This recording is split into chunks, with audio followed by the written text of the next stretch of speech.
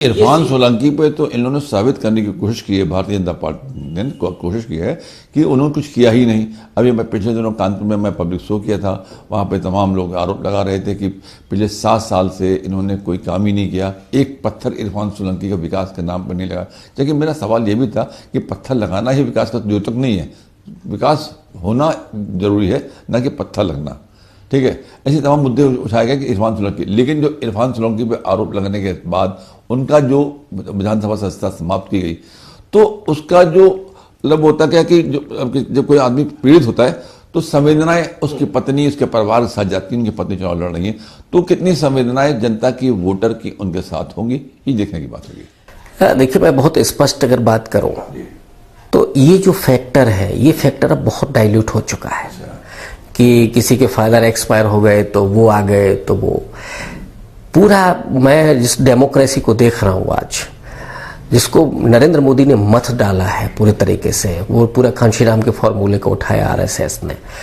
Total politics इस समय जाति पर हो रही है। सारी चीजें एक तरफ, जाति की पॉलिटिक्स एक तरफ, कौन सी जाति किसके साथ जा रही है,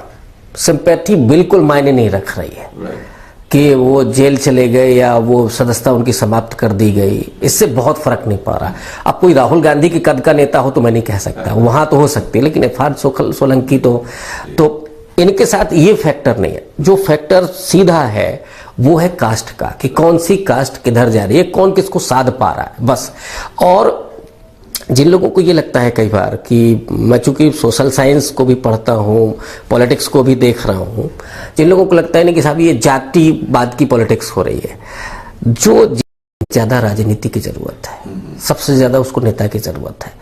हम हो, आप हो, और अगर कोई बात आएगी तो हमें जरूरत नहीं पड़ेगी, हम थाने में बात कर लेंगे, हम कचहरी में बात कर लेंगे। लेकिन जो गरीब आदमी है, जो मुसार है, खरबार है, खटीक है, धोबी है, नाई है, तो जो जितना गरीब है,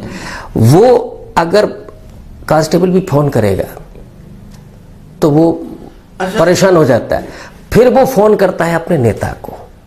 नेता जहां बैठा है, नेता मान लीजिए बीजेपी में, नरेंद्र मोदी की सफलता का जो राज है वो कोई हिंदुत्व नहीं है, मैं नहीं मानता।